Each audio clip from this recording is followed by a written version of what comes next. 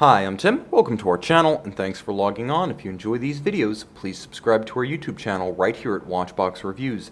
I'd really appreciate it, and I update daily. If you like this watch, you can purchase it on thewatchbox.com. Buy, trade, and sell luxury watches on thewatchbox.com. Today, we are discussing the Rolex Oyster Perpetual Day-Date 40 228235 in 18-karat Rolex Everose Gold. So-called Everose because it combines its deeply red coloration abetted by copper with immense fade resistance abetted by palladium and platinum. So a highly resistant rose that's going to stay that way. The Day-Date 40 replaced the Day-Date 2 back in 2015. Scaling, yes, but also improving the proportions relative to each other. It's a handsome watch that wears easily on my 16 centimeter circumference wrist. So 40 millimeters doesn't represent a huge sea change from 41, but what you will find is that it is a slim watch at only 12 millimeters thick with a sloped flank, and a far narrower watch across the wrist because the pivoted end links of the new style President Bracelet effectively shorten the distance across the wrist. The old President on the Day-Date 2 flared out with solid links. Here you get a measurement that's essentially identical to the lug-to-lug dimension, and this watch is only a 47.4 millimeter watch across the wrist. That's about 5 millimeters fewer across the wrist than the old Day-Date 2 with its solid link bracelet.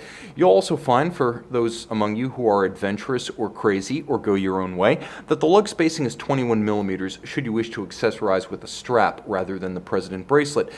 But you would be hard-pressed to find a strap that surpasses the visual impact and substantive quality of this bracelet. First, 3-link design, polished down the center, satin on the flanks, polished on the outer faces. The nice feature of the President is that it is more robust than the 5-link Jubilee, the traditional Rolex dress bracelet, but it's also, with its thinner and shorter links, more supple than the brutal 3-link sport-style Oyster. Still, on the underside, plenty of gaps to aerate the wrist on a hot day. This is a 100-meter water-resistant sports watch, so the bracelet is calculated accordingly. The gaps also help to avoid pinching skin or pulling hair. What you cannot see is that for the Day-Date 40, as opposed to the Day-Date 2, every bracelet in gold as well as platinum, not just the platinum as on the previous Day-Date 2, but in gold as well, has ceramic-coated pins inside the links. The result being that the tolerances, as released from the factory, will remain over time as the metal cannot aggress against the ceramic coating, and the famed Rolex stretch, which Rolex collectors at best tolerated, is now a thing of the past on this series. The clasp is substantial. It maintains the crown clasp external aesthetic, whereby the only partition point is the 5-point coronet externally, but you can see that it is much more substantial than in the past. Fully polished inside, the swing arms themselves are thick and robust. They feel more like sports watch components than dress watch components. You'll also note that the crown clasp itself is now a pivoted release rather than a simple leverage shim to pop the whole thing open. As a result, when the crown clasp pivoted release interacts with this horn, it firmly locks the clasp in place. This is not a friction fit clasp, appearances to the contrary.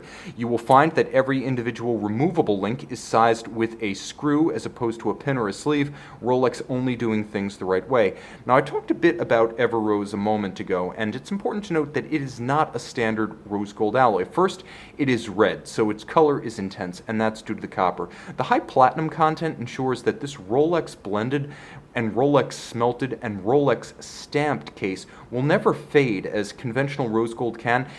Over 30, 40, 50 years, conventional rose gold can become almost indistinguishable from yellow. Hence, Rolex going with Everose. Omega has its own chemically similar composition called Sedna. They're both a big quantum leap over what came before. So you have stability of materials and sharpness of the faceting of the rose gold bezel.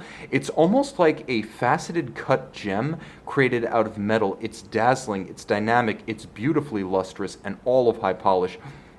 The dial is something special because it's rather subtle. It's a sort of, I would best describe it as a very light champagne gray. That's the closest thing to an apt description I can find. Now, you will note that there are baguette-style diamonds set on rose gold clasps that are then physically placed as appliques on the dial. Rose gold hands, non-luminescent at center, and I may as well wind the watch up. It doesn't help much to see a static representation of a dynamic machine. The watch features Rolex caliber 3255, which is a 70-hour power reserve. It features the new Rolex Chronergy escapement. Highly efficient. It's not just a COSC chronometer, it is a superlative chronometer. Rolex finally issuing a substantive rationale for that label, in as much as the COSC certified movement is then fully cased up, and as a cased watch, remember the COSC only certifies the movement, but as a cased watch, Rolex then regulates it to -2+2 or better per day, hence superlative chronometer. Now there is a double quickset system for the date and the day, so you can rapidly cycle both if the watch should run down. The screw down crown is a Rolex twin lock, as you can see the twin dot on the gold crown. 100 meters water resistant, plenty for the applications that this watch is likely to face. Feel free to fall overboard. Your drunk brother-in-law can throw you in the pool at the 4th of July party to no hazard and no consequence. Now you will note that the system allows for rapid cycling by turning in opposite directions, and you do have that stop seconds functionality to synchronize to a reference time. It's built like a sports watch caliber 231 joules, full balance bridge for shock resistance, free sprung balance for shock resistance and precise setting, overcoil hairspring for resistance to positional or gravitationally induced timing deviation, and finally it does feature Rolex's now rather famed parachrom blue alloy. It's a niobium zirconium oxidized material that turns blue during the oxidation. It's robustly anti-magnetic, beaten away at 28,800 vibrations per hour, and of course entirely fabricated in-house. Rolex even makes its own lubricants and shock protection. Vertically integrated, Rolex standing shoulder to shoulder with the Swatch Group as a whole, and Seiko in that respect.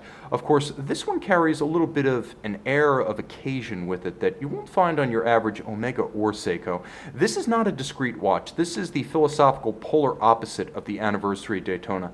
When you want your Rolex broad-shouldered and loud and proud, go with the Day-Date 40 in Rose.